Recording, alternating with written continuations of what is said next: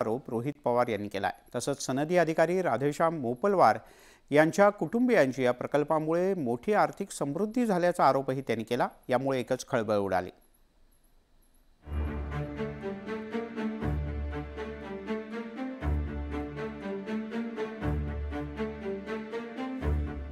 उपमुख्यमंत्री Devendra फडणवीसांचा dream project म्हणून नागपूर मुंबई समृद्धी महामार्ग ओळखला जातो। पण आता या प्रकल्पावर भ्रष्टाचाराचे ढग गडद होऊ लागलेत। राष्ट्रवादी काँग्रेस शरदचंद्र पवार पक्षाचे आमदार रोहित पवारांनी आर्थिक घोटाळ्याचा आरोप केलाय। 2018 साली फडणवीस सरकारने समृद्धी महामार्गाचे टेंडर काढले। त्यावेळी टेंडरची किंमत 49,000 कोटी रुपये, पण अवघ्या 4 महिन्यांनी नव्याने टेंडर काढण्यात आले। त्यावेळी समृद्धी महामार्गाची किंमत 55,000 कोटी रुपये करण्यात आली। 4 महिन्यात टेंडरची किंमत 6,088 कोटींनी वाढली।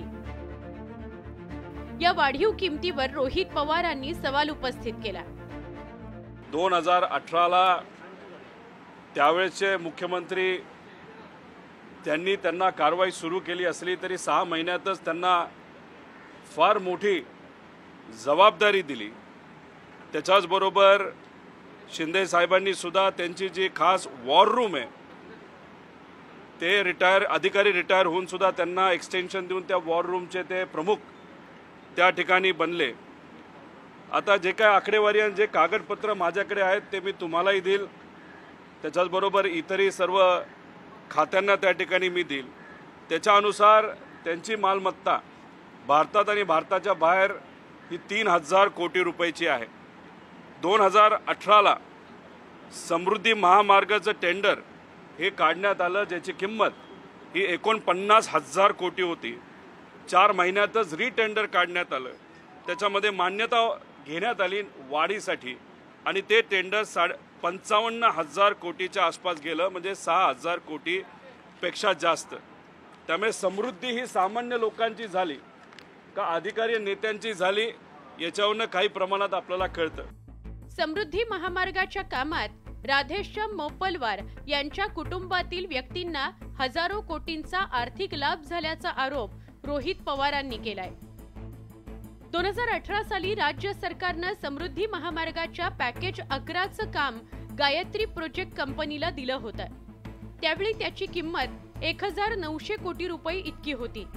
पण 2021 मध्ये गायत्री प्रोजेक्ट कंपनीने काम करण्यास नकार दिला।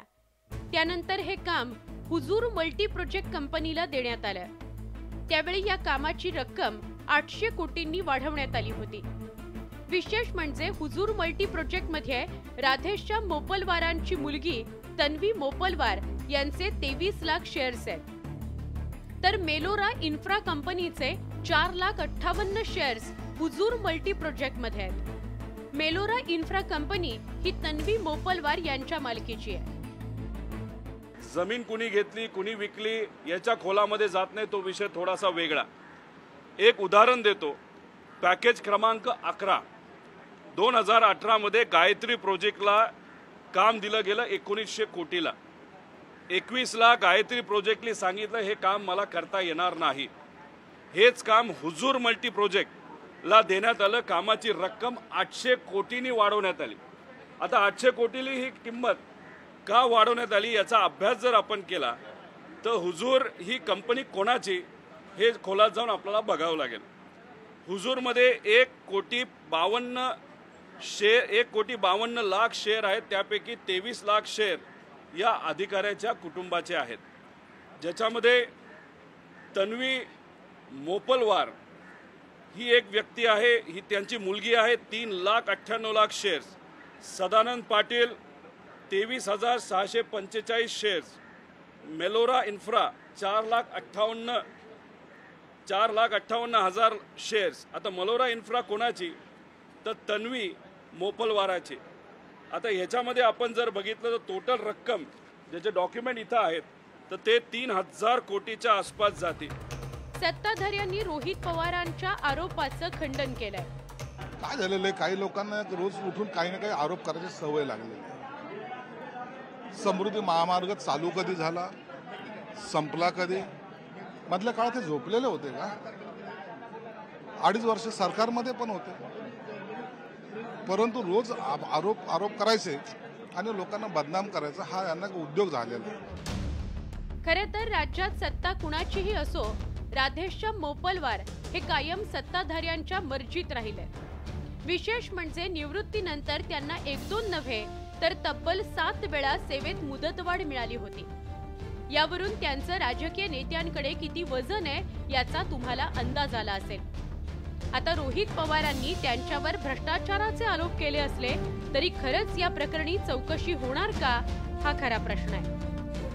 Bureau report, news 18 Lokmat.